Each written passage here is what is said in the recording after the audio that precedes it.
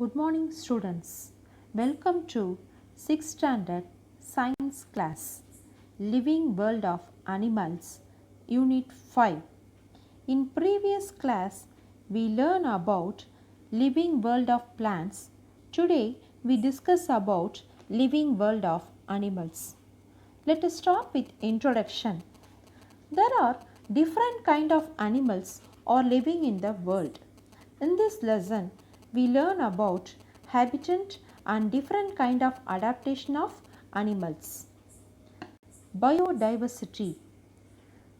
Biodiversity is defined as the totality of species, population, communities, ecosystem of both wild and domestic animals.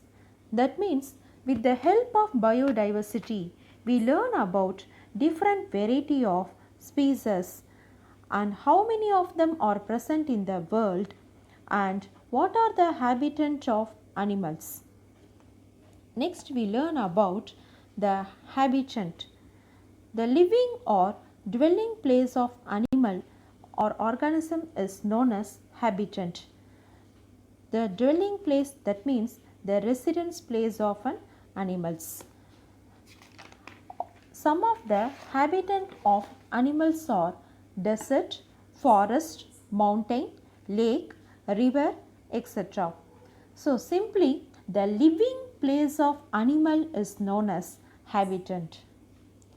Next we learn about different types of organisms, that is the classification of organism.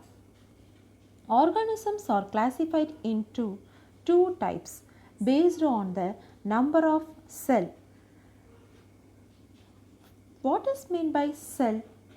A cell is a structural and functional unit of living organisms. All the living beings are made up of cell. The cell is the smallest particle we are not able to see under naked eye. With the help of microscope only we see the structure of cell. So the organisms are classified into two types, unicellular and multicellular organisms based on the type of cells. That is the unicellular organism. The organisms which is made up of single cell is known as unicellular organism. Example, amoeba, paramecium and euglena.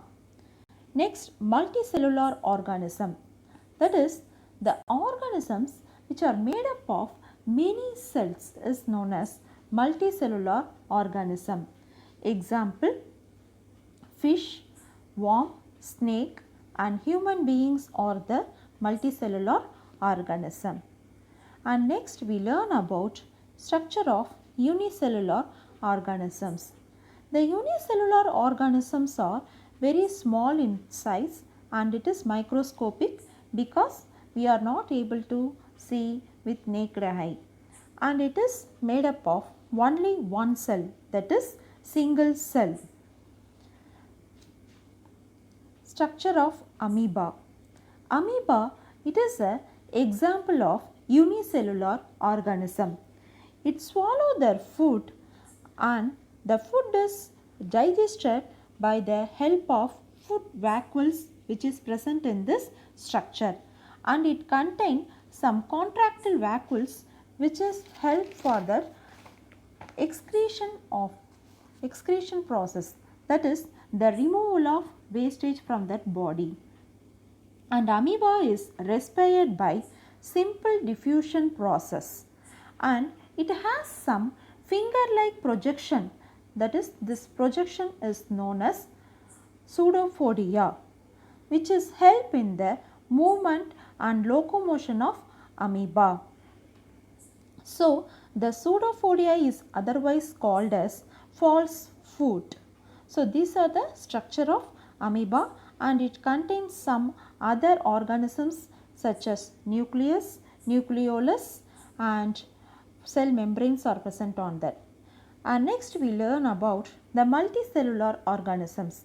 Majority of organisms in the world are multicellular. In multicellular organisms, the different functions are carried out by different type of cells or organisms. Some example of this multicellular organisms are fish, frog, snail, human beings, octopus, snake, all of them. Next, we learn about difference between unicellular and multicellular organism. Unicellular organisms, they are made up of single cell, but multicellular organisms are made up of many cell.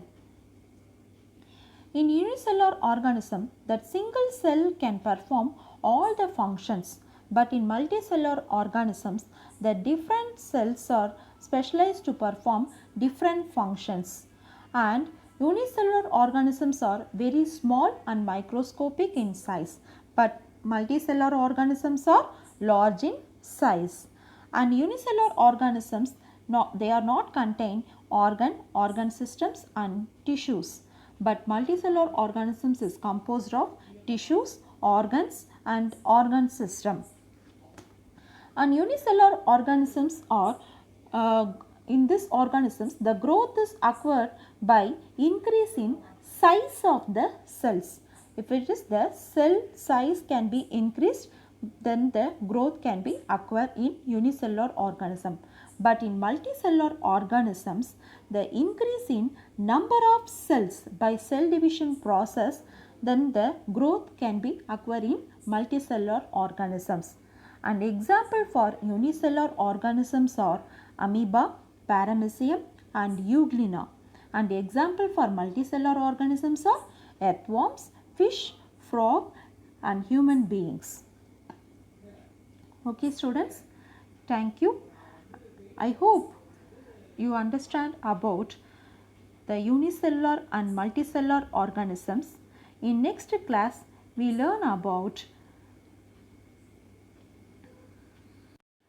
adaptation of animals. Once again, thanks.